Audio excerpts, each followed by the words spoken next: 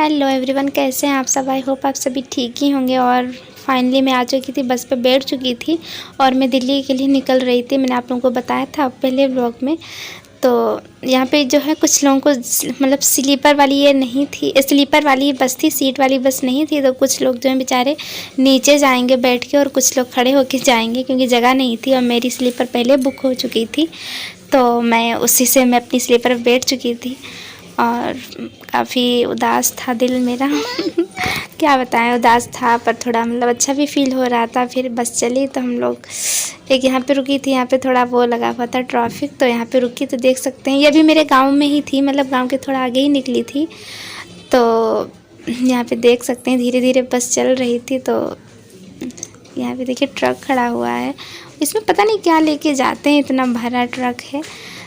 और आप लोग की दिवाली कैसी रही। मेरी दिवाली और मेरे गांव की हर एक यादें जो मैंने आप लोगों के साथ शेयर की थी, तो आप लोग बताइएगा ज़रूर कि मेरा गांव कैसा लगा। और मैं अपने गांव को काफ़ी मिस कर रही हूँ। मैं अब जा रही हूँ और हो गई थी अब सुबह। देख सकते हैं कि कितना यहाँ कोहरा जैसा लगा हुआ था। मैं दिल्ली पहुँच चुकी थी।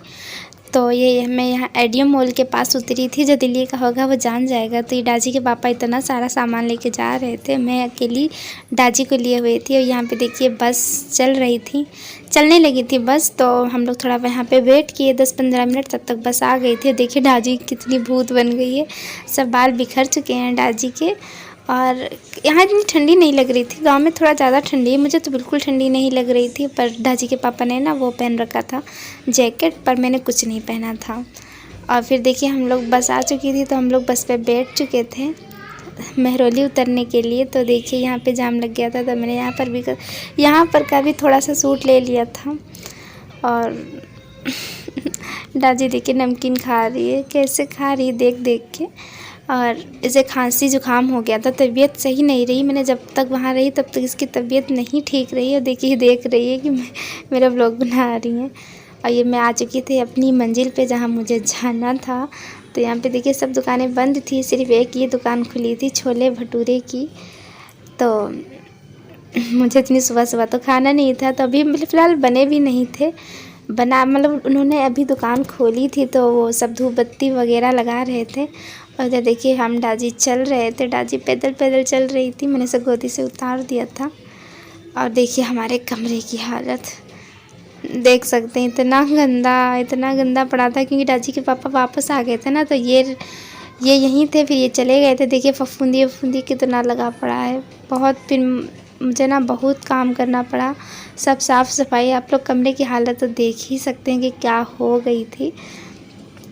पता नहीं क्यों फफूंदी लग जाती है यहाँ मेरे कमरे में। वैसे जो मैं दूसरे कमरे में रहती थी वहाँ फफूंदी नहीं लगती। तो देखिए बैग हेलो एवरीवन, कैसे हैं आप सब। आई होप आप सभी ठीक ही होंगे। और मैं फाइनली पहुँच चुकी हूँ दिल्ली। और आज मुझे आते इतना काम करना पड़ा, बहुत ही ज़्यादा। बाबू आप चुप नहीं रह सकते हो, आप चुप नहीं रह सकते हो। और बहुत ही ज़्यादा हम मतलब कपड़े हो गए थे, मैंने इतनी कमरे में फफूंदी लग गई थी बहुत ही ज़्यादा। और देखिए ये मैं मेले से लाई थी कफ और ये कटोरी, मतलब बहुत से सामान लाई थी। तो और बच्चों के लिए जो है ना शिवानी लोग, तो उनके लिए भी मैं सामान लेके आई थी उनको देने के लिए, है ना बाबू। हाँ।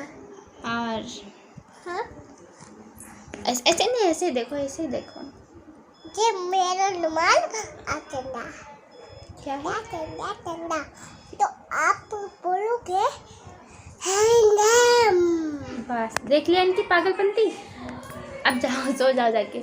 तो इतना ज़्यादा आज मुझे काम करना पड़ा है, आते आते इतने कपड़े हो गए थे बहुत ज़्यादा। तो मैंने कुछ कपड़े धुल के डाल दिए थे और कुछ अभी धुलना बाकी है। उधर हैं कपड़े बहुत ही ज़्यादा। इतनी साफ़ सफाई कमरे की, इतना कूड़ा निकाला सिर्फ 15-20 दिनों में। बहुत ही ज़्यादा गंदगी हो गई थी कमरे में और अच्छा नहीं लग रहा है, मेरा बिल्कुल रोने का मन कर रहा है। अच्छा नहीं लगता है बिल्कुल भी, मन कर रहा है कि थोड़ी देर बैठ के रो लें। बहुत ज़्यादा याद आ रही है। आज मैंने खाना भी नहीं बनाया था, सुबह से मैं खाना नहीं बनाई थी। तो मैं यहाँ खाई थी खस्ता कचौड़ी, आया था बेचने के लिए, तो मैं सिर्फ वही हम दादी खाए थे और खाना भी नहीं बनाया। अब जा रही हूँ खाना बनाने की तैयारी करूँगी और मेरा दूसरा व्लॉग कल आएगा, तो आप लोग ज़रूर देखें और ऐसे ही लाइक शेयर प्यार करते रहिए। Thank you.